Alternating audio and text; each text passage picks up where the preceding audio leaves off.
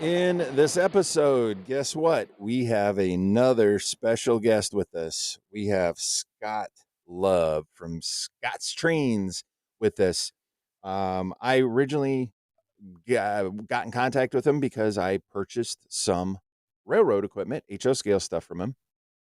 Had a great transaction, and since then I've purchased several items from him and continue to do so. So I thought it'd be good for him to come on here and talk about who he is, his business, and help those that may be thinking about getting into that. So without further ado, let's get this show on the tracks.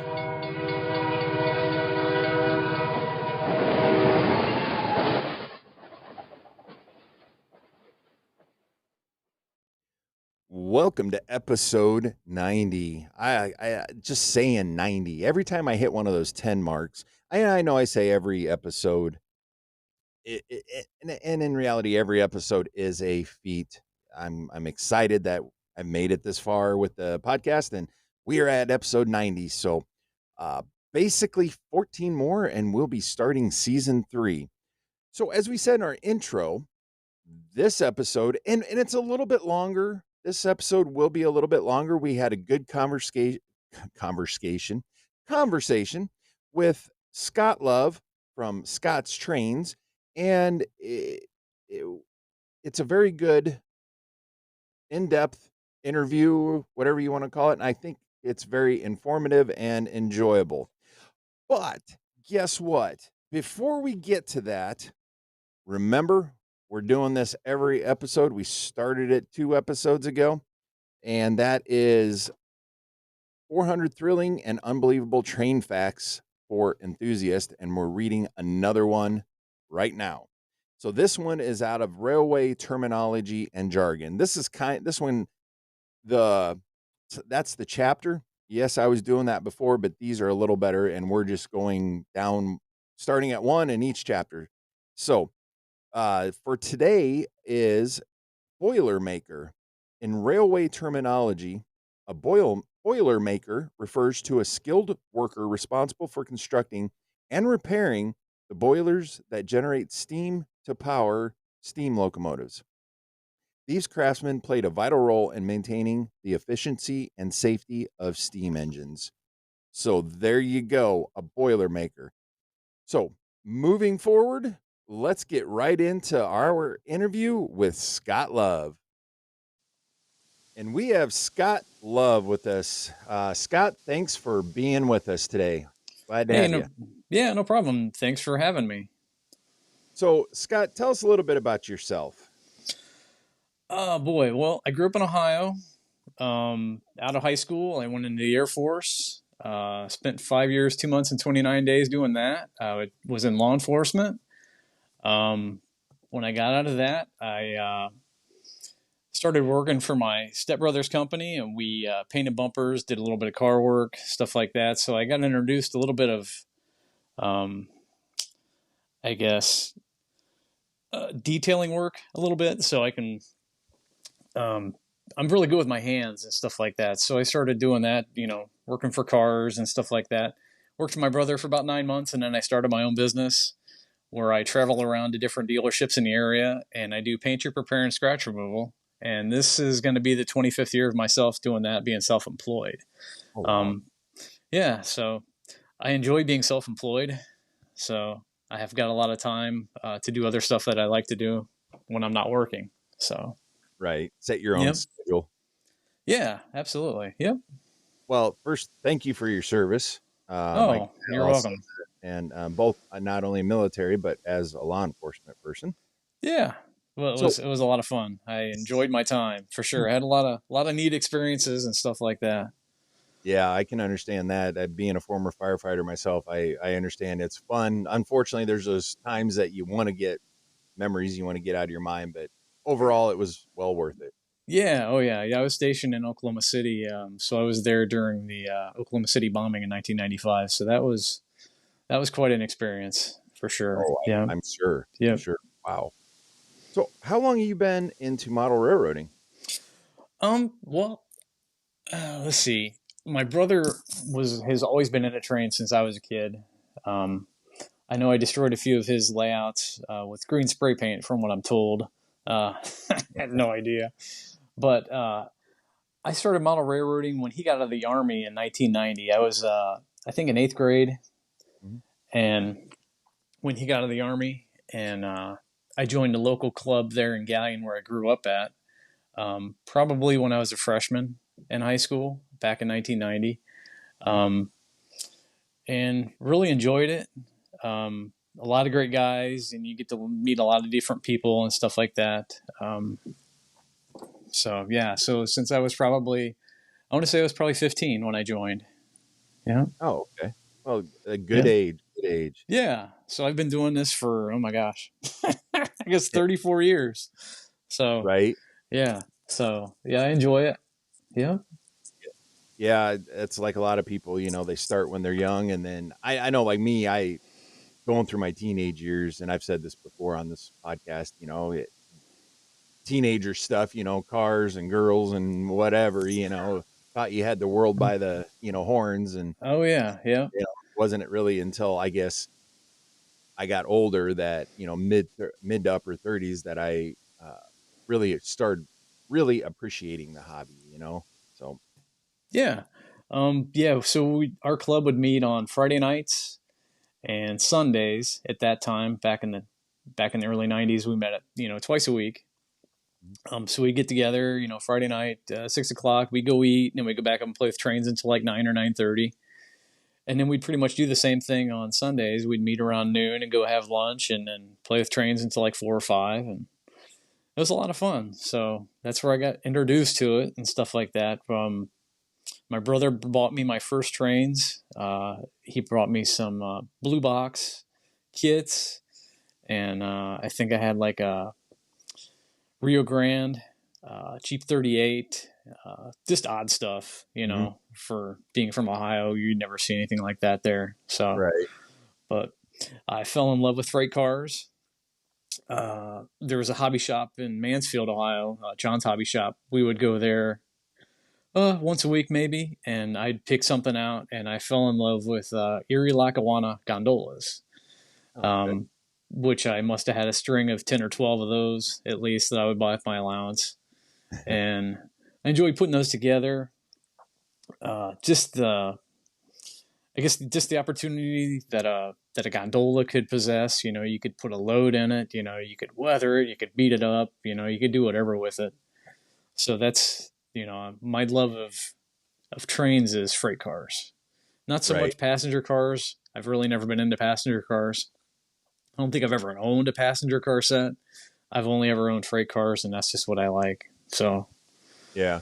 And there's nothing wrong with that. I'm no, more of oh a freight no, guy myself, but I do have I have a few passenger cars, and I'm actually working on trying to build up passenger cars up a little more because I got a Broadway Limited Santa Fe 484, okay, and I'm trying to I want to do the older Pullman cars, the green ones in Santa Fe, and just so hopefully when my railroad's done, when it gets to be winter time, or not winter but like Christmas time, I'll pull it out and set it up and run it around, uh, kind of like the Polar Express, like my kids used to always say, okay, oh, yeah, I get that up and running. They called it the Polar Express. So, I kind mm-hmm. of, I don't know, it's kind of neat, but yeah, I'm definitely more of a freight guy. Although I am getting more interested in, I know you've been kind of listening to the podcast, but Eric, he's been on here before. Eric, he's a good friend of mine now because of the podcast, but he's actually an Amtrak engineer, Okay, and so all right, I want to because of him, he's sent me pictures of the train and stuff he runs. I want to actually build one just so I can say, hey, I got one.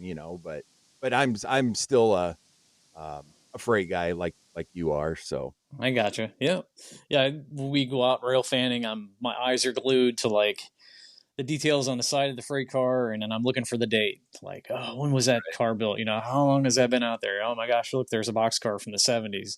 I mean, mm, what has that freight car seen in 50 years of being on the rails? That's oh yeah, that's the fascination for me. Where it's been, look at the weathering on it. Look how it's beat up. I hmm, mean, that's what I enjoy as far as rail fanning and stuff like that, and seeing freight cars.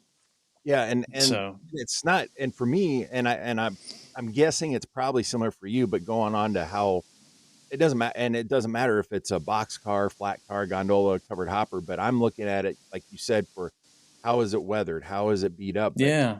how can I immediately go to how can I reproduce that in the best way? Oh My mind yeah. starts rolling like that. I mean, there's all sorts of techniques out there on different things, but Mm-hmm. I Yeah. start thinking, well, which techniques do I need to do to make this right? You know? Absolutely. Yeah. There's a kid at our club, Trent. He's not so much a member, but he'll come up every now and then. He works for the Norfolk Southern, but Oh, he came up and he's like, "Oh, I'd really like to get into weathering stuff." I'm like, "Okay." I'm like, "Well, I bought these weathering powders at the national show in Cleveland a couple years back," and I'm like, "I've never used them except for like one time. I sat there for like 6 hours and weathered 4 cars, and when I dull coated it, it all ran, and I lost my interest in it. It's right. like I just spent 6 hours on these cars and they're ruined." But so he sat down and I brought him up on a Friday night and he started using them and he started getting into weathering stuff. So Well, he'll sit there with his phone and he'll look at a picture, he'll find a car and then he'll start weathering it just to the nines. And then it's just unbelievably fantastic. He does great work at that. So being in a club and having like 15 different guys, you just never know what somebody's good at. mhm. So, I mean, I can do wiring. I'm not great at it. There's other guys in my club that are fantastic at wiring. Guy Sean, he knows everything about wiring. He knows everything about DCC. Mhm. Our guy Richard, he's like our den mother, you might say, at the club. He knows everything about everything. He's modeled for years. He's probably been model railroading for, I'd say, close to 50 to 55 years. After he got out of the Navy. Um, he's done that. My brother knows a lot about different things. My thing so much is like scenery. I enjoy doing scenery, building kits, doing building kits, and weathering building kits. Um, that's just what I enjoy as far as the hobby goes. Is um, different things you can do with stuff to make stuff look realistic and neat. We've had guys Right. leave the club, and a guy left the club. He'd been there for a really long time, and he had a carnival. And when the carnival left town, there was this giant hole in the layout. So I took over that and put 5 new buildings in there and did them up over like a year and a half. Oh, wow. Um, so that's just something that I enjoy doing. Anytime that there's scenery needs done, or ballasting, or adding a building, or something needs built, or something like that. I'm first in line to do that. That's just what I enjoy. I mean, we'll go to the club and typically people are there from 6 o'clock till 9:30. I mean, I'll get there around 2 o'clock and I'll be in the back in my workbench and I'm just sitting there all night building kits. Whether Yeah. it's something I got at the train show that needs to be built and get ready for the next train show, that I'm going to put on my table and sell. Like if Mhm. it's like trailer kits, if I find a whole bunch of trailer kits, I'll just sit there all night and put trailer kits together or whatever. And that's just what I like doing. I'll let the younger kids, because I mean, there's kids at the club. Cody, different ones, they don't have layouts at home or they can't have a layout at home because they don't Mhm. have room.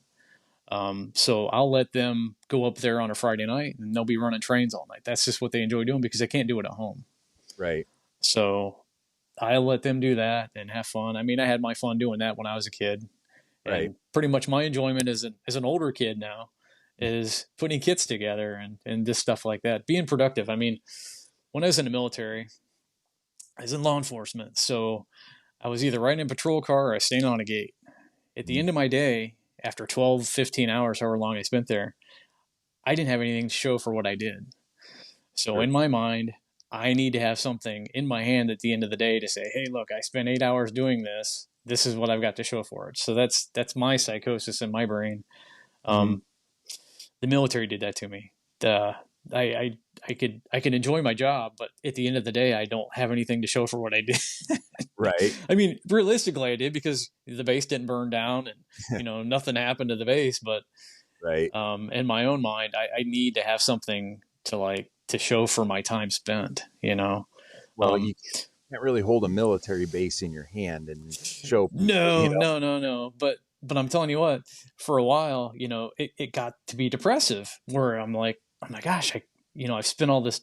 I don't have any, and it really started to eat at me. So Mhm. they're like, okay, well, if you're feeling depressed, or I'm like, well, I'm not depressed. I'm just I need something. I need something to do. You know what I mean? So they like took my gun away from me for like a week, and they're like, okay, we're gonna have you evaluate her or whatever. And they're like, this is what you're gonna do. So you're gonna report to this guy every day. So I reported to this guy. So I was out mowing lawns. I was painting shacks. Something that somebody might find as being a punishment. I enjoyed it. I'm like, look what I did. And then Yeah, that's just where it all came from. So sure. now I just can't sit at night all night and watch TV. So when my wife and son go to bed, I'm in the basement, like I'm building kits. I'm doing something. I've got something to do. And realistically, I mean, with this hobby, I mean, if you think about it, if you just take your whole day and you just spend 1 hour of your day doing something on the railroad, you're accomplishing something. I mean, it doesn't take much to go down in the basement and do something, put a building together, or Mhm. take that building off the layout and like paint the brick mold on it, or paint individual bricks on the building to make it look a little bit better, or Right. weather it a little bit. It doesn't take much. I mean, if I'm going to go down and work on a layout in the basement, the first thing I do is I kind of sit back and I stare at it for like an hour and Mhm. like envision something. What can I do? You know what I mean? It's kind of it's neat. You just kind of picture something from the past, or a building, where I grew up, and you're like, boy, how could I do that here? You kind of step back, but you're just focusing on something at your layout, and you're looking at it, and you're looking at it, and you're looking at it, and you're like, oh, well, I just got an idea. This is what I'm going to do. So I take this building. I like um, I like working on like Walther's cornerstone buildings. They're probably my favorite because they go together really nice. Mhm. The DPMs are good too. Yeah, they are. But I've made I would say, probably one of my favorite buildings I've ever done was a DPM building. Just because I took this building from the hometown that I grew up in Galion, Ohio, and it was like a steel grave vault building. And I just used like not even a quarter of the building, but I just made like this false front with it, and then put a nice roof on it with like angled, and it turned out fantastic. It's just something I'm really, really, really proud of. Something that I did that looked really good. Um, but I mean, it's this hobby is just there's just so many different avenues you can go down. If you're good at something, I mean, there's just so many different things you can do. Like I said, I'm not the greatest at wiring, or I might not be the greatest at doing something else, but um, what I really like doing is the scenery stuff and putting buildings together, and freight car kits and weathering stuff and making stuff look really neat and realistic. So Sure. that's just something that I really enjoy. Man, I need you closer. I need somebody closer to help me with mine envision stuff. It's taken forever for me to get some of my stuff done. Yeah, but it just takes time. I mean, It sometimes you does. just gotta. You might not be getting anything done that day, but you just kind of sit back and look at stuff, and kind of get a vision for what you want it to look like, and then, well, what do I need to do for that to happen? And Right. you find the right buildings, and you're never going to find the right building. You just sometimes you got to modify it. Right. But I mean, I'll open up Walther's Cornerstone building, and it's something that I could probably put together in an hour. Mhm. But I'll sit it all aside. I'll find the paint that I want it, the color that I want it to be, and I'll paint all the walls first, a certain color uniform, and then I'll do the brick mold around the top of the building, the blocks. Mhm. Then I'll paint around all the windows, all the doors, and then I'll have probably usually it ends up being like four colors, but I'll have anywhere from 4 to 8 colors sitting aside, and then I'll Mhm. paint individual bricks on that building just to make it look more realistic. And I mean, just it's just the fun part of it. I mean, you got all the time in the world. I mean, why do you need to rush through a building and throw it together? So I Right. mean, and the glue matters too. So like Yep. my favorite glues to use for like a Walther's Cornerstone building would be Tester's liquid cement, Mhm. or like the Faller Expert with a little, it's got the little needle on the end. Those are two of my favorite glues that I like to use. So um, Yeah. with the Tester cement, the glue just flows right through the cracks of the building, and it goes together really, really nice. So See what talking about the glue, what I use is actually I tried it and I was a little nervous, but if it's a styrene style building, I Okay. actually use MEK. You can get from a hardware store. It's basically Okay. it's just like what they used to, it used to be 10X. Now it's bonding. Okay. It's basically a plastic weld, Okay. and I've it, I've you not know, seen that before. yeah, it's real thin. I just use a paintbrush, and it flows right in, just like you're talking with the tester stuff, and Okay. you hold it together. I mean, all your process is the same, but Yeah. it actually is like a welder. Basically, it welds the stuff together, and I've been doing that. I of course I use your traditional, liquid super glue, gel super glue, just depending on what it is. Mm-hmm. I know I recently put together a Summit. I think it's Summit Customs. They're newer to the structure scene, Okay. and I could not use super glue or nothing on that. I ended up having to use. I would take PVC Okay. glue, and Yeah. I would have to put it on there, and then I would take liquid, just a little bit liquid super glue, and put it on there in a sense to kind of set it. Okay. And it still took forever to dry, but when it did, I mean, it's solid. Yeah. But yeah, because they make their stuff out of acrylic, or a majority, Okay. like their main things acrylic. So regular super glue will not hold it. So Okay. Yeah, that's crazy. I've had I think I had one building kit that you were supposed to wash it with soap and water first, and I was like, okay, I'm like, I don't already like this process. I think I'm out of this. I don't right, think so. So, and right, I'm not much into a Craftsman kit. I'm not a wood kit guy. I've seen them; they're done really nice. But yeah, my favorite thing just has to be a Walther's kit, stuff like that. And even like HM or any of those mhm, kind of building kits are fantastic. I mean, eventually, well, they all originated as like AHM, and then eventually Walthers owned them, so they became a Walthers building down the road. But yeah, every now and then at a train show, you'll find an old AHM building that's really mhm, nice, and you can put those together. So I've right, I've done plenty of those where you can modify them too. So turn them into several different right. buildings. Yeah. So yep, it's It's all with the hobby. It's um, you try to make your dollar go as far as you can.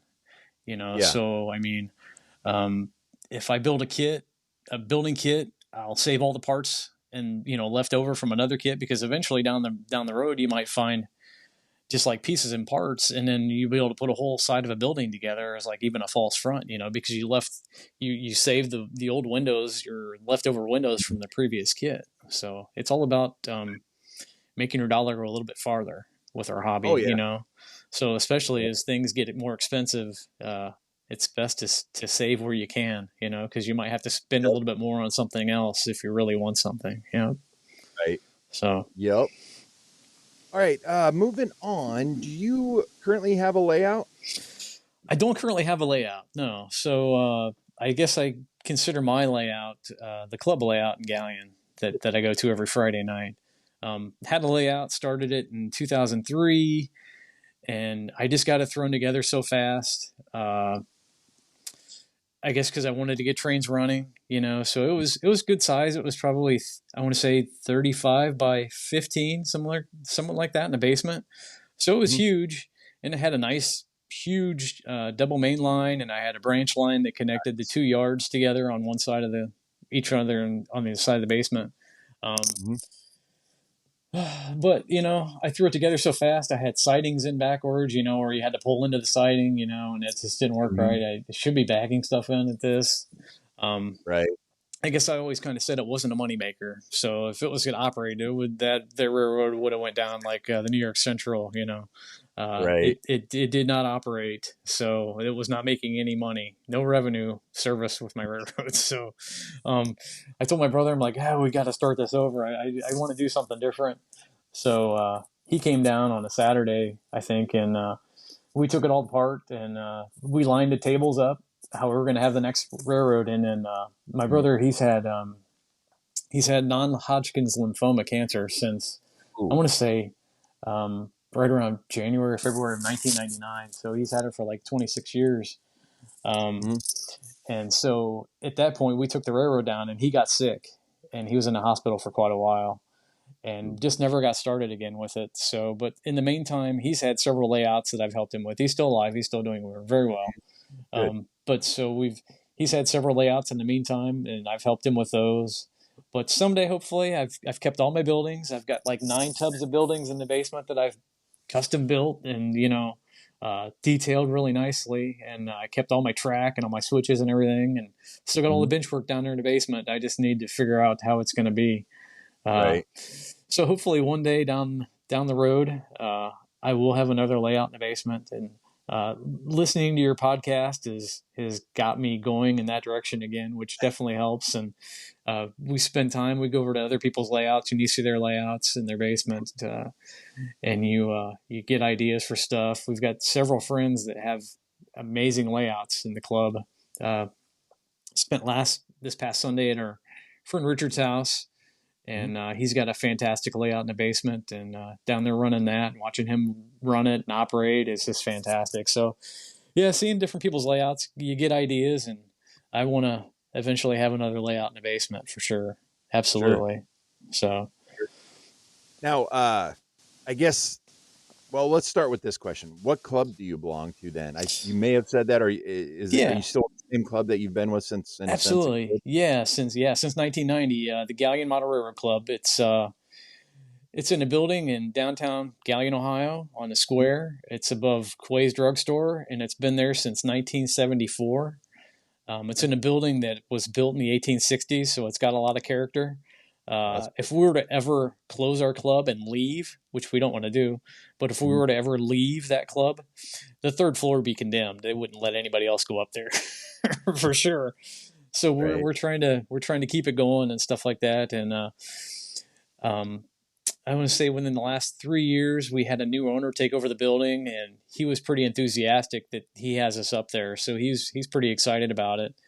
And so at I want to say Christmas time every year, we put a layout in the window downstairs of the Mhm. drugstore, and for doing that, they give us free rent for the year. So we haven't had to pay rent in the building we're in for at least 15 to 20 years, close to, by That's putting awesome. just a simple layout in the base in the window downstairs for Christmas. And Mhm. we'll donate a layout to them, or I guess a train set. We'll donate a Mhm. train set to them, and they'll raffle it off to somebody right around Christmas time. So we do that every year. Oh, But cool. it's really fun to put the layout in the window. We get a lot of reactions from it, and then people will see it and we're like, "Oh, we never knew there was a model railroad club in Galleon." Like, "Oh, we've been up there since 1974." So we'll get Right. people to come up every now and then, and hopefully, we're eventually hoping to one day have a another open house. We haven't had an open house up there in probably 20 years, Oh, just wow. for liability purposes and stuff like that. The Mhm. previous owner really didn't want to have people even come upstairs from the public to see it. So, I mean, Right. that's the whole thing to keep us going, with the hopes that someday, somebody will see what we've been doing up there for, I guess over 50 years now. They used to have um, open houses like once a year in October. They would have something in the town called Oktoberfest. Mhm. And when they did that, then we'd open the doors and people would come up and see everything. It was really neat. We had a really good time with it. I think back in 1990, maybe 91 or 92, we had the Mhm. NMRA convention come through, like Okay. where they jumped on a bus and they had like 2 or 3 buses pull into town and they all come up and check it out. So we completely redid the whole one section of the layout when they came up, which was really neat. We spent a lot of time up there that summer getting that together. So that was fun. So our hopes is that someday, again soon, we can have an open house and bring people up. But we still have people up, just not on the level of having 150, 200 people up at a time, to see Mhm. everything. So the layout's pretty good. I want to say it's maybe 50 by 30. It's in Wow. one big giant room, and then we have another room in the back that has like a hidden yard, and then on the west room we have a yard and then different industries. And then in that same room, my brother has a Lionel layout. He's into Lionel. Oh, okay. So we have a big Lionel layout up. I would say it's probably 10 by 20, 25. Mhm. I'm not sure on size actually, but we had a couple of different guys up there at one time that were all into Lionel. So Mhm. my brother is the last remaining guy up there. One guy left, another guy passed away.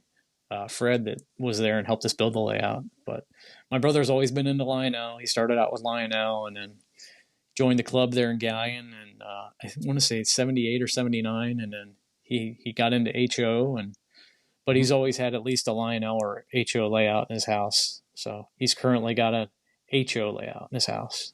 So, Oh, cool. yep. And his Lionel layout is at the club. So, There you go. yep. So, what scale do you model in, and have you modeled in any other scales other than that? I've only ever modeled HO scale.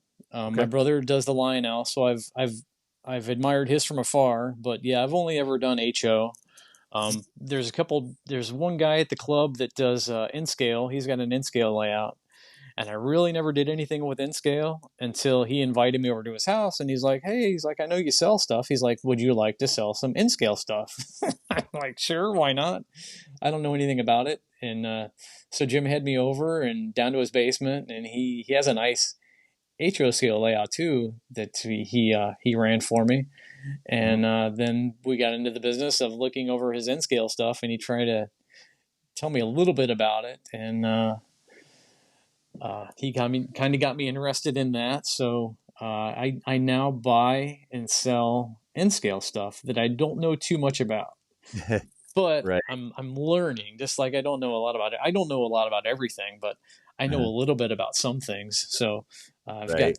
I got a guy Sean at the club that usually tries to teach me about DCC stuff, and it goes way over my head. I think I've had an NCE system in my basement so that if I ever buy anything Mhm. as far as an engine that only operates in DCC, I can turn it back to run also on DC stuff. So Sure. I just figured pretty much if I'm going to sell something that's an engine and it has DCC and it's set up for DCC, but it also runs on DC, I'd rather set it up just to run on DC now, also with DCC capabilities. That way, somebody that wants to run on DCC, they can figure it all out. But if I sell an engine to somebody that's just running DC and they get home and it doesn't operate at all, then they're kind of hosed. So I like to Right. set them up so that they can run on DC first, and then if you want to add DCC to it or make it run that way, it'll work that way.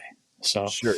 but yeah, so to answer your question, I am an HO guy, and I always have been. So that's really what I model, and that's really what I enjoy. That's my area. Let's put it that way. That's And what I know the most about. Yeah. that's the same with me. I've tinkered with little N scale layouts off and on throughout the years, 2 foot by 4 foot when I was younger, and I Okay. like N scale, and I thought about it for this railroad I'm building now because I'd love to be able to. If I had N scale on my railroad instead of HO, I would, the track would be it would be awesome because double the space in a Oh sense. But yeah, yeah. Just think of all the opportunities. Yeah, if I've got a yeah, 35 by 15 space, what can I do? I could have a yeah. whole world almost in its scale.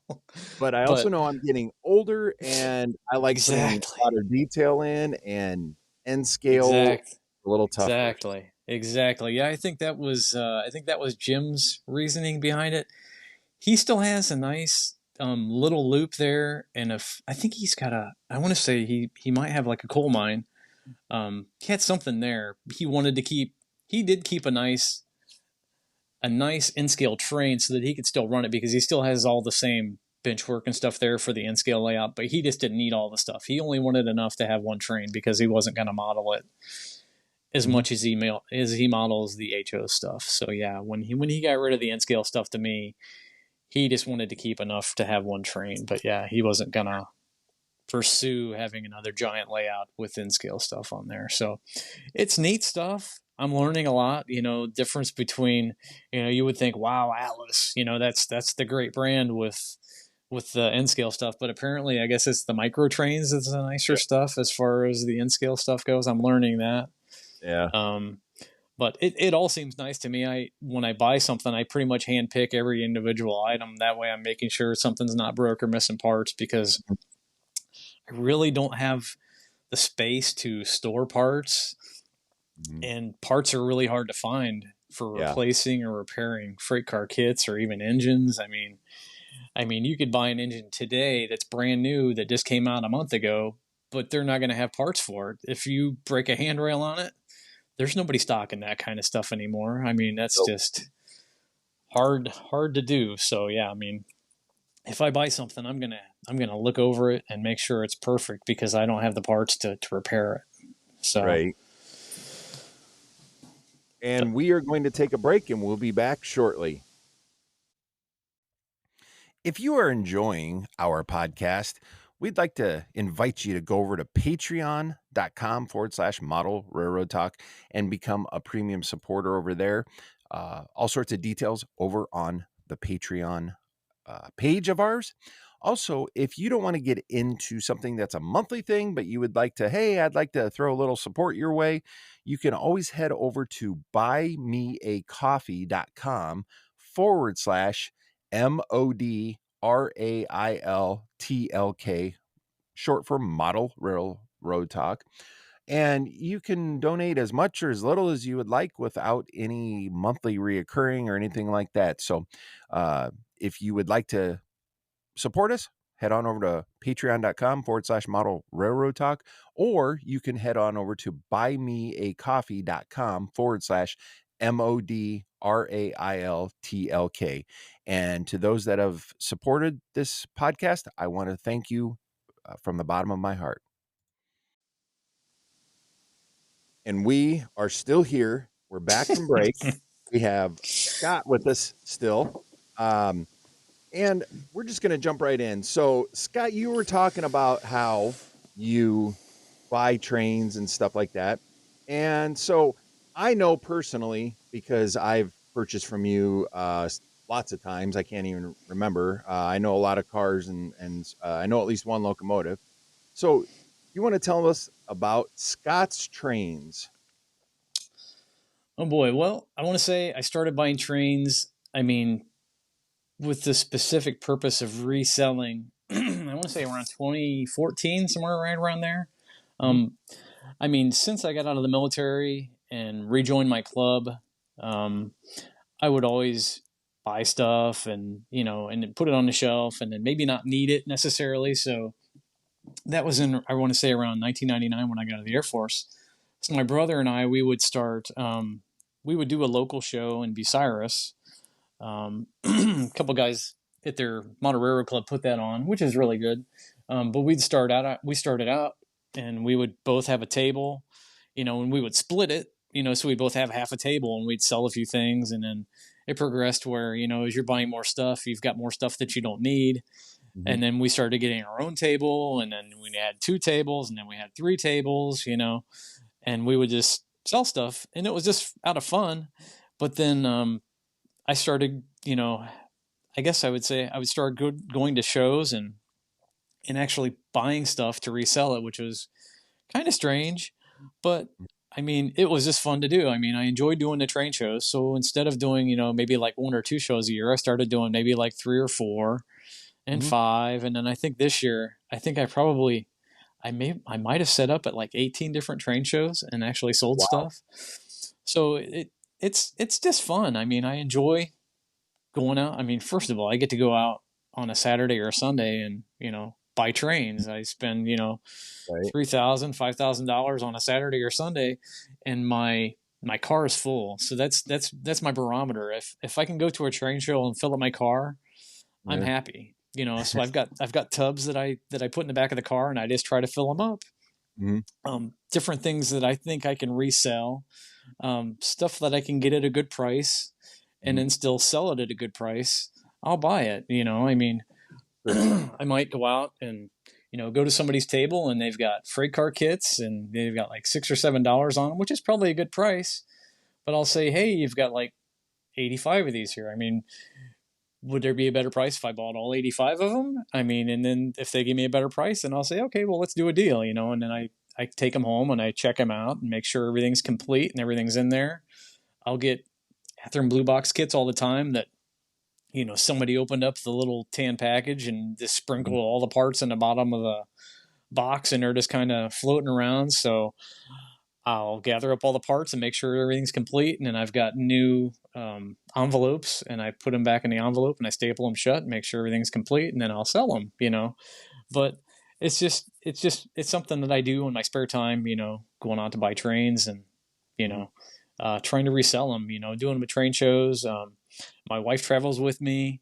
Uh, several times a year to different shows.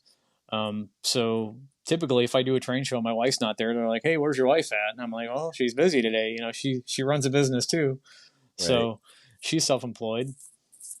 So she might not always have that day off where to come with me to a train show. But it's Mhm. something I enjoy doing. I mean, I'll go as far as I like to go to shows in Michigan. I live in Ohio, so I'm just north of Columbus. There's usually a show every weekend within driving distance, but during the summer, shows are kind of sparsed out where there's not very many shows. And if I need inventory, I'll drive as far as Galesburg. I've done Galesburg the past 2 years, going there to buy stuff.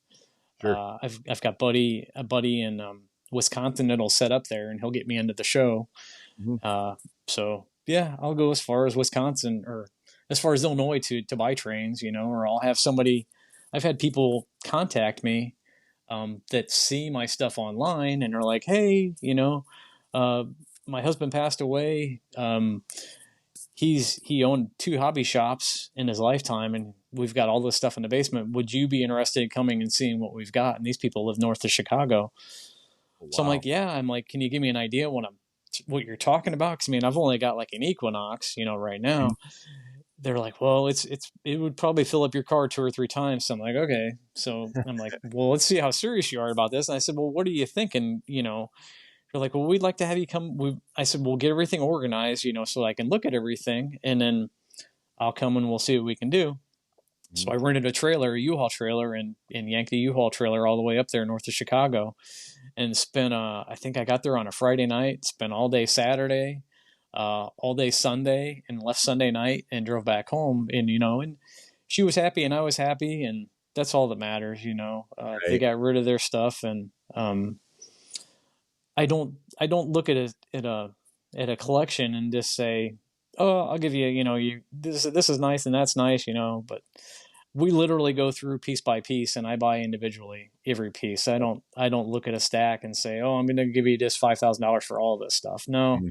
it's pretty much I'll go through piece by piece. That way I know what I'm getting and what I've got invested in something, and then I'll write down what I have in something. That way I know what I need to sell it for to make my money back at least. Mhm. I'll say something to people at a train show. I'm like, if you're interested in something and you like something that I have, you don't like the price, you got to tell me. I Mhm. said, I don't have any problem breaking even on something. I don't want to lose money. So I mean, if I've got $15 in a car and I've got $18 on it because I'm trying to make a dollar or two, if you want it, I said, I'll sell it to you for what it cost me at $15 because I would rather make my money back, but I don't want to lose stuff. So I keep good inventory on what I have, Mhm. what I've got invested in stuff so I can at least make my money back, you Right. know. So, but it's just fun. I enjoy buying trains and reselling them. I Mhm. sold on eBay for the longest time, and I really got away from that because I got burned a few different times. Mhm. Um, and that's no fun. I sold an engine.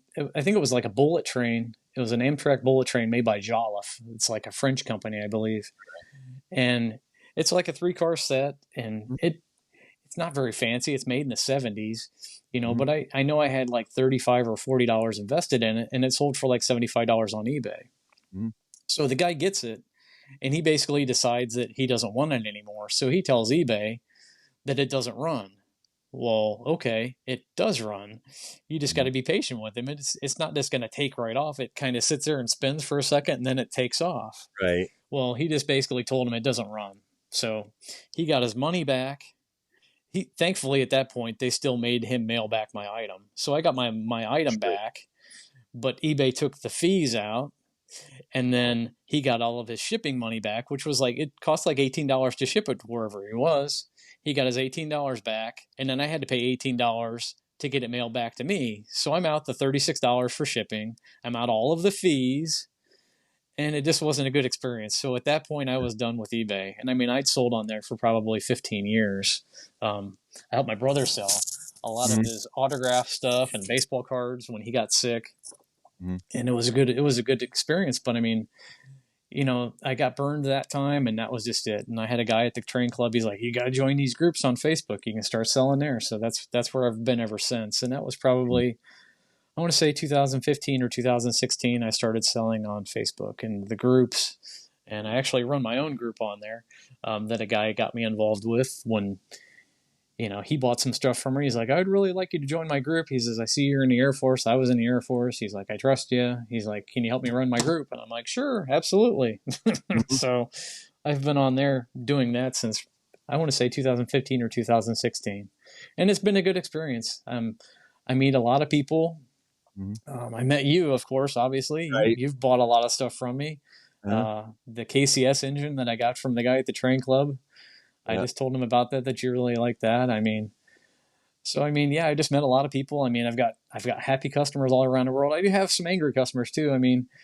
Things don't always work out perfect. I mailed a couple of open auto racks made by Walther's Mainline to a guy in Oregon, and he got them. And I don't know what the UPS guy did to it. It was the last time I shipped with UPS, but they literally destroyed the package. Mhm. And he sent me a picture of it. And he's like, man, he's like, this isn't good. I'm like, no, it's not good. I'm like, what happened? And he's like, this is how they dropped it off. I'm like, great. So I file a claim with UPS, and then they denied my claim. That wasn't our fault. I'm like, Yours. really?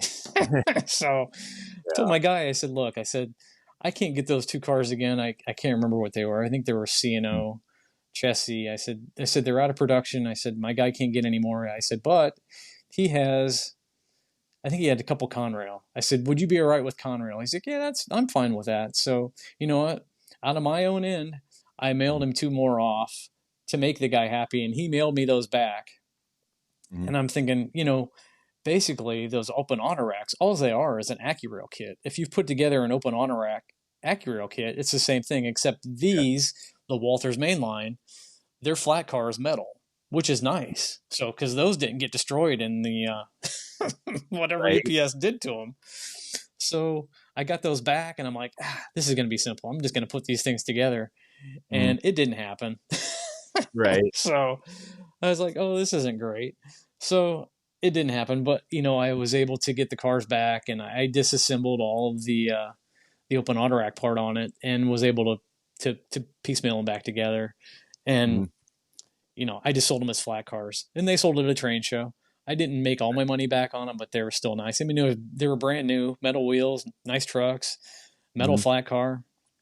So, but the guy was happy. He got his two Conrails, and he promised that since I did this for him, that he would buy something from me down the road whenever he sees something that he likes. Mhm. I'm like, that's great. So he's happy. In the end, it worked out. I didn't make money on that deal, but that's fine. I'll make it up somewhere else. But he Right. was happy that he got his cars, and every now and then things like that happen. But I've got a guy in the Philippines that I sell stuff to occasionally. There's different guys in England that'll buy stuff because they really like certain things. I've got a lot of guys in Queensland, Australia that buy trains from me. Um, and it's good. So, Mhm. and then they'll tell their buddies or somewhere else, that they've bought stuff from me, and then I get a lot of compliments on my packing job because you can pretty much. One guy stated that he could have dropped my package off the Empire State Building and it would have arrived safely on the sidewalk because it's Right. bundled up nice and packed. Well, when you get something in the mail, when I get something in the mail, Mhm. I want to get something that's what I paid for. I didn't pay for a broken kit or a broken engine. Right. I want to mail somebody something the same way that I would want to get it in the mail myself. So Mhm. it might be over the top with shred paper in the bottom and then wrapped up, with newspaper all the way around it so that it doesn't move, and it's centered in the middle of the box so that if it does get crushed on one side, your item is still okay. I Right. take a lot of pride in mailing stuff because it's no fun to mail something to somebody and then get it broke, on the way there.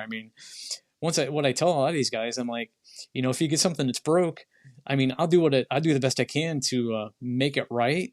But Mhm. after it leaves my hands at the post office, I have no control over what they do with it. If they punt it all the Right. way to the truck that it's going to get on to get to you, I have no control over that. But I Right. tried the best I can to pack stuff up. I'll open up even the Bowser kits, because those things are just floating in the Mhm. box by themselves, and they're really nice Yeah. kits. They're really fragile with really fragile, strip steps on there. But I'll pack them with peanuts. I'll put something in there so that kid isn't bouncing around. Even on a blue box kid, I'll still pack them up the same way, even though they've been floating in that box for over 40 years, Mhm. free and clear. I'll still line them with something so that it's as it's traveling from me to you, it's going to hopefully get there in one piece. And if it doesn't, we'll Mhm. see what we can do after that. But, and I try to go through all my kits to make sure everything's got all of its parts. I miss stuff. I missed stuff last week. I got a guy that buys stuff from me in Illinois all the time. Mhm. And he's like, oh, this is missing the weight. And he's like, and then it's missing a screw. And I'm like, okay, well, it does have a screw with it. Can you send me a picture of your screw? And I'll try to match it up with one I've got here in the drawer. And I mailed him a screw, and then I mailed him weights that'll go Mhm. on the bottom of his car to make it perfect. I mean, I'm not perfect, but I try to go through everything, you know what I mean? And some of this stuff is, 30 and 40 years old, Right. and I talked to a guy and he's like, oh, it was missing a screw. And I'm like, okay. He's like, but he's like, the manila envelope was sealed. He's like, it didn't have anything to do with you. He says, they missed it. I'm like, yeah, that happens all the time. Yeah. I'll get stuff in a Walther's kit, and it's missing stuff. And I'm like, there's nothing you can do about it. 'Cause, I mean, that's those white and blue Walther's kits were a long time ago. Those are from the '80s. Mhm. There's no complaint department that I can reach to let them know Right. that I'm unhappy. So, Right. but yeah, I try to make sure everything's good to go. I mean, when I buy engines from even a train show, even if it's brand new and it just came out, I'm still going to test it. I'm going to yank it out of the box and make sure it runs before I sell it to somebody else at a train show. Right. Um, if it's a proto kit, it's going to get lubricated. It's going to get new gears. It's going to make sure that the worm gear housing isn't all corroded and green inside. I'm going to scrape out that old lubrication, that brown stuff that they put all over the gears. I'm going to scrape that off and use some label oil to make sure that it runs. I'm I'm not in the business of losing money, having to have you mail your item back to me so that I can fix it and mail it back to you. I want to make sure that it's running properly and it's in good shape when you get it. So Right. that's one thing that Scott's Trains will do. He'll make sure that your engines run before you buy them. I'll make sure that for the most part that your kits are complete. Mhm. And if they're not complete, I'll make sure that it's right that you get your parts or whatever you need to make sure that it goes together the way that it's supposed to. Because I mean, I don't want a one-time customer. I don't want somebody to buy something just so that I can get your $20 out of your wallet. Right. Um, I want you to come back and buy something else down the road. You know what I mean? I want to make a relationship so that if you need something down the road, you're gonna say, hey, well, this guy took care of me. He has great shipping rates because I mean, I print my own postage. I can get you a better rate than the post office for sure. But I mean, I want another customer. I don't want you just to buy one item. I want you to come back, when you think down the road, hey, I might need a building kit down the road, or I might need track. Maybe this guy can get me some track. Mhm. I've got connections all around. I mean, I've got different guys that I buy stuff from. My buddy Tommy that I do train shows with all the time. He's an authorized Walthers and Atlas dealer. He also Oh. sells Bowser stuff. He sells Rapido stuff, Broadway Limited. Um, Mhm. so I've got guys that'll reach out to me and contact me and say, hey, can you get this kind of stuff? And I'm like, well, let me check with my guy and I'll see what I can do. Yeah, I don't want just somebody to buy something from me once because, doing train shows, especially here in Ohio, whether I'm setting up in Columbus or Findlay or Fostoria or Van Wert or Mansfield or Galleon or Bucyrus or any of these shows, Mhm. you're going to see these people all the time. Every time you see these people, you're going to have a relationship with these people. I mean, I see guys all the time that I see at all these shows, and trust me, some of these guys I just keep on walking right past. I don't stop. I don't patronize them because I know uh, people are just different. I mean, I don't just do this as a second business. I mean, I do it as a hobby. And I mean, I want to help people. I really do. So I mean, the best way to help people is to treat somebody the way that you want to be treated. You know what I mean? Um, I enjoy being treated nice and not being swindled. And I by no means ever want to swindle anybody. So if something goes wrong, I try to make it right. I mean, there's only so much I can do. You know, but Right. it's it would be discouraging to sell something to somebody and it not work. I picture these guys that I know at train shows that sell these engines that are broke. I mean, for example, like a proto engine. I just picture somebody coming up like a grandparent, with their grandson there or granddaughter, either way, and they come out and they want to buy this engine and they get it home and it doesn't run.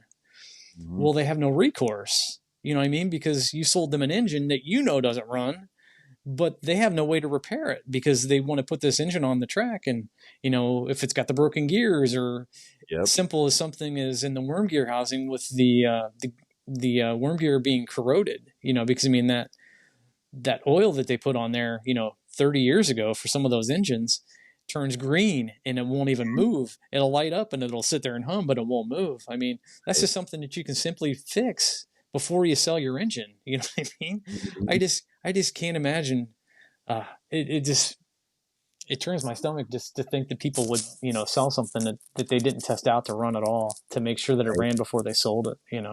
Because these people have no recourse. They have no way to fix stuff like that. Mhm. So if you buy something from me, it's going to run. If it doesn't run, there's another issue that happened in Right. shipping, but I'll Yeah. make it right. I promise you. Because I Yeah. want you to come back and buy something else.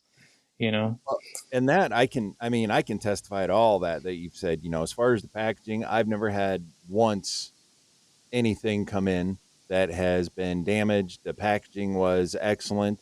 I remember that I don't remember what the first thing was I bought from you, but the first thing I'm like, I opened it up and I'm like, okay, typical packaging around the cars or whatever it was, and then I open up the boxes. I'm like, man, he even put the stuff inside the box, and then That's right. Yeah. not that I was complaining, but it's just and then as I've continued to purchase from you,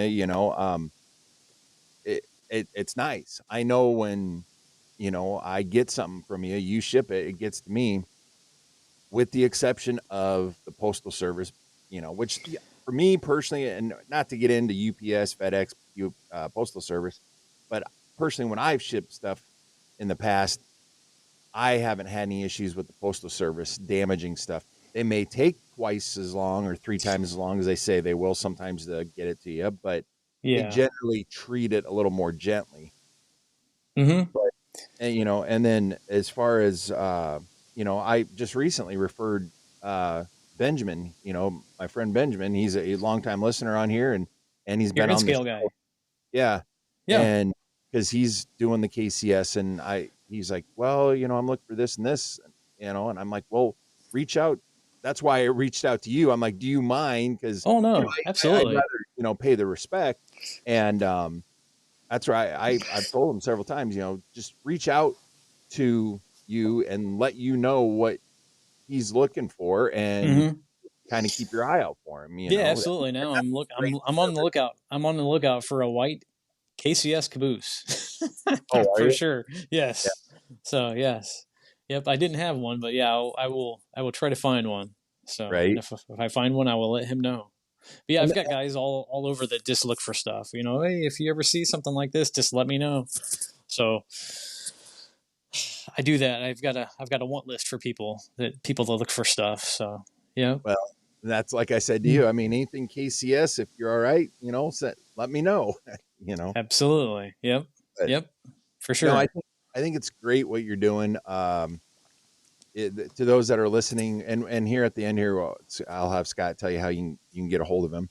Uh, but no, what you're doing, it makes it safer for people to purchase. I know I feel more comfortable. I would much rather buy from you. I have a few other people that I have before I got in connection with you and my first time purchasing with you that I bought from, and not saying there was anything wrong with the transaction or the cars and stuff, but one, it seemed like he buys all the Athearn blue box old kits, but they're all like 40-foot box cars with the catwalks and stuff like that, which I don't really mind because I eventually am going to take them all off and convert them, Mm-hmm. or I should say the ones that I have. But he has a lot of older era stuff where you have a mixture, and it's Yeah.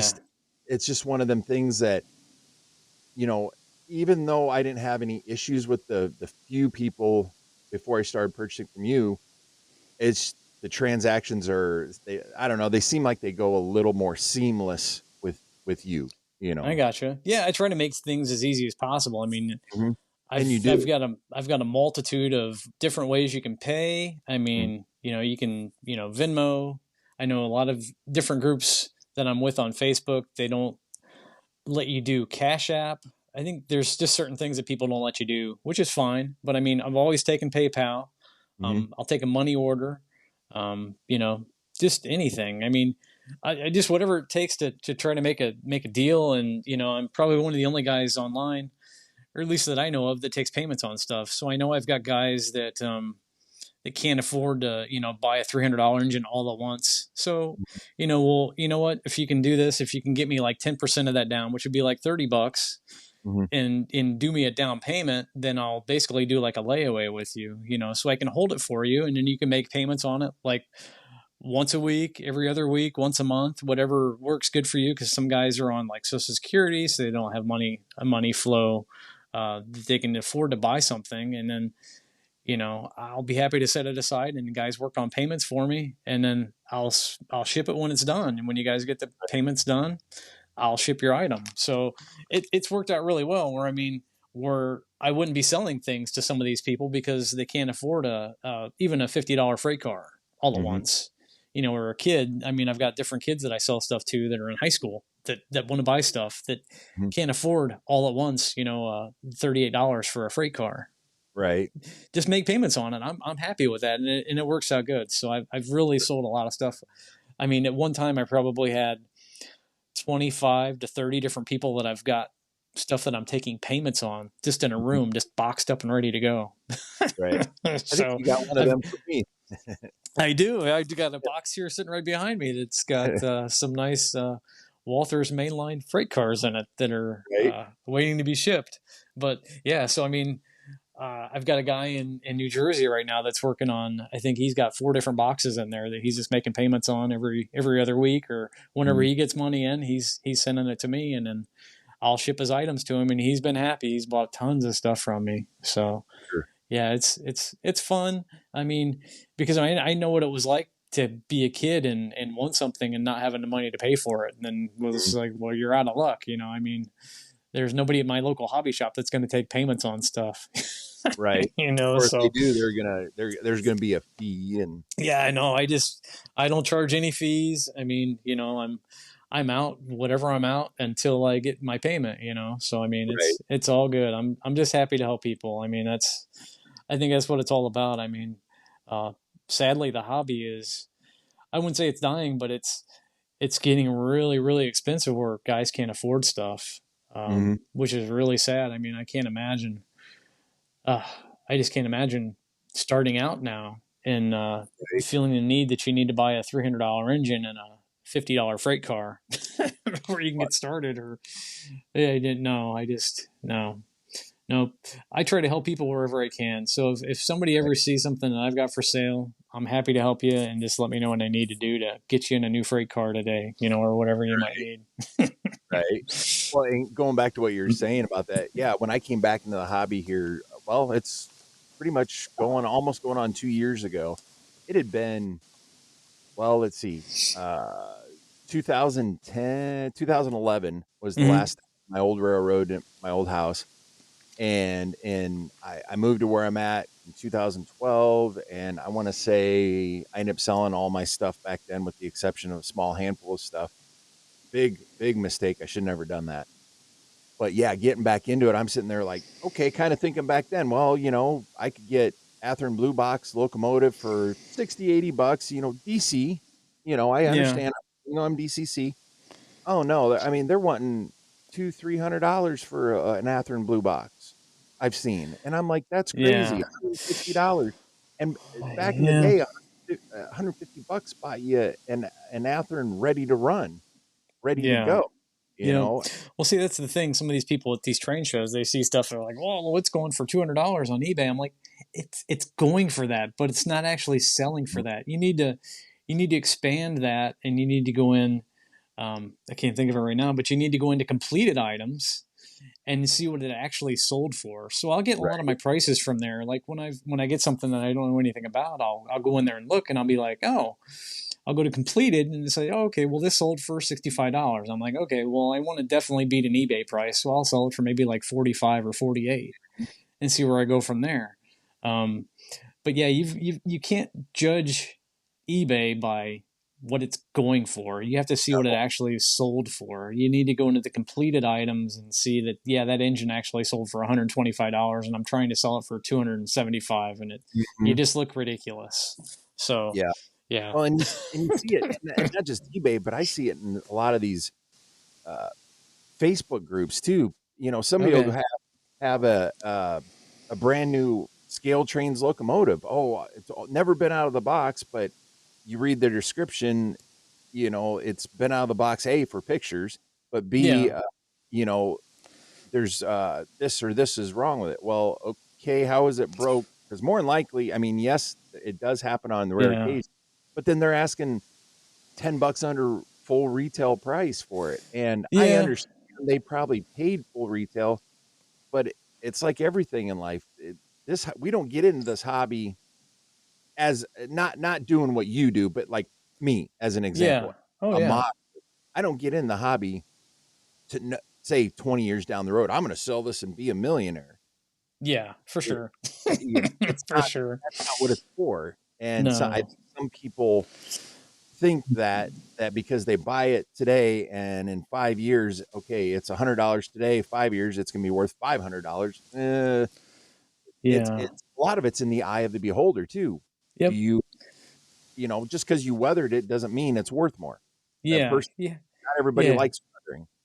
Yeah, you have to have demand for it too, you know. So I mean, there's certain things that I sell, like for example, like a Walther's coil car kit. You Mhm. know, the old ones in the white box from Walther's. I sell them for like $15 a piece because you know some of those, most of those, I've got to pay $10 to $12 to get them, and I know Mhm. people like them. So I mean, yeah, I mean, I've there's got a nothing I can couple of them. do. Yeah, there's nothing I can do. Some of those things did go up. I mean, you're Yeah, going to see the go on. $1.99 price on the end of your blue box kit, but yeah, I'm going to sell it for $8 because it's going to cost me $5 or $6 to get it from somebody, you know? Right. So, I mean, it's still a very reasonable price to get a It nice is. kit for like $7 or $8, you know? So, I mean, I can't sell everything dirt cheap, you know? I Right. mean, because I can't get everything dirt cheap, you know? So, I mean, yeah, there's certain things, yeah, there's certain things I try to beat Walthers on if I can get it at a better price, you know, the building kits or something like that.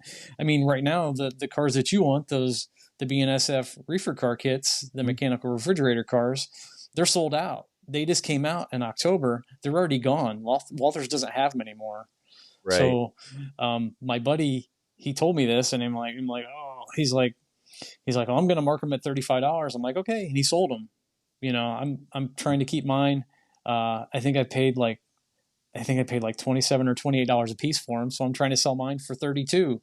Right. And you know, you bought them all because you're not going to find them. I mean, a No. lot of that stuff, I don't know why they don't make enough of them to go around or to last. They make very short runs on certain things, and other things they make too many of. And Mhm. yeah, I don't understand. But yeah, sometimes um, you just can't find stuff. I mean, it is getting harder to find stuff at a reasonable price Mhm. because people are getting into this mode where they think they're sitting on a pot of gold and they're really not. They're just kind of uh, they're just keeping somebody from getting something that they want is all they're really doing, you know, Right. which is sad.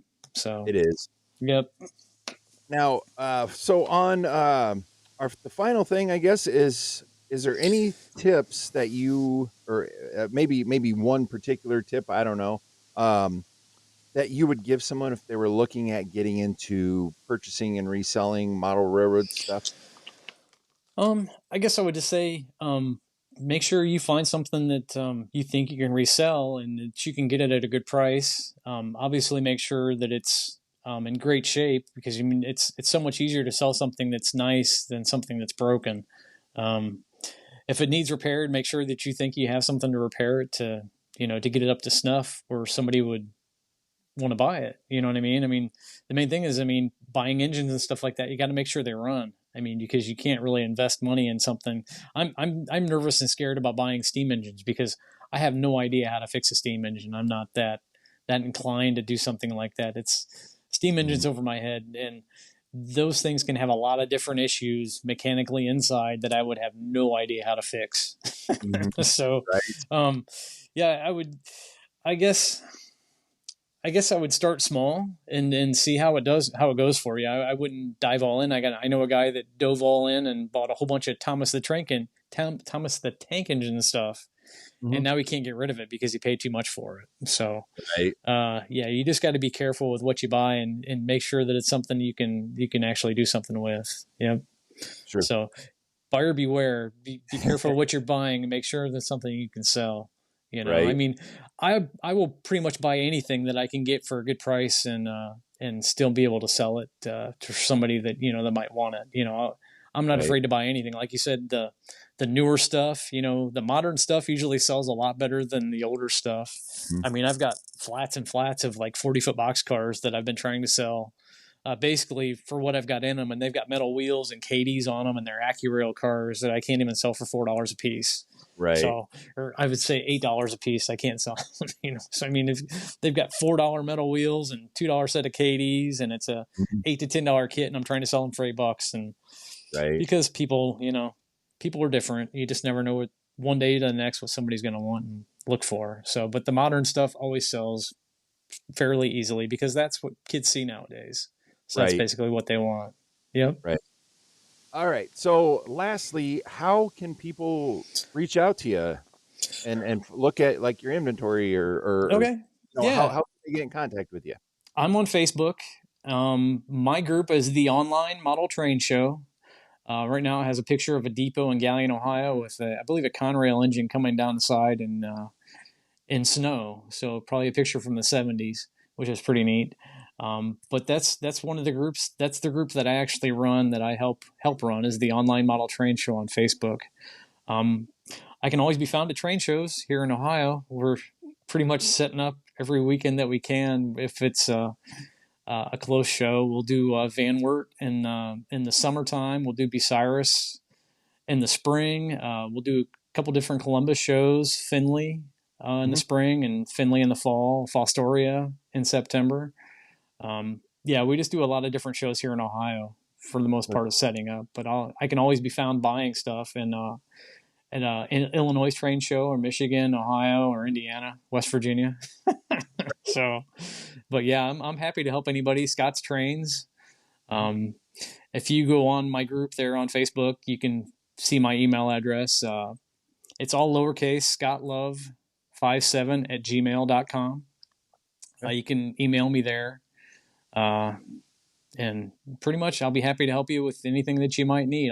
I'm always buying stuff, so I can always find pretty much anything that somebody wants. So, Perfect. yep. Well, there you have it, folks. A good interview with another great person in this hobby, Scott Love from Scott's Trains. It's I've said this before on this podcast, and not that everything is about money in this hobby, but on the flip side of it, if and Scott said it best, is if somebody has to pass up a locomotive or a rail car, a model of any kind, because they can't afford it, and what does that do for our hobby? I'm not saying it's crashing our hobby, but it makes it tough for certain individuals who maybe don't have the funds or as many funds as others or whatever to be able to thoroughly enjoy the hobby. And it's great we've got people out there like Scott that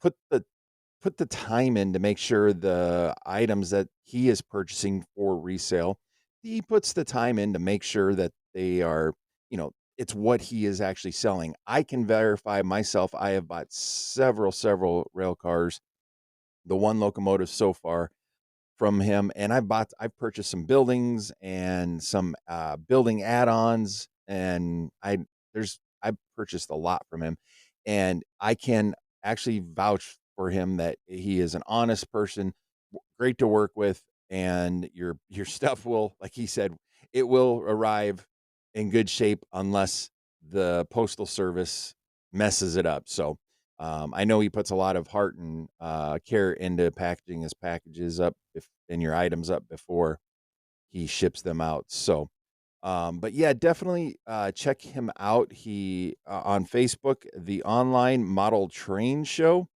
and you can check him out at or email him at scottlove57@gmail.com. And we'll put link in the description below for those, not only for the email, but the Facebook group.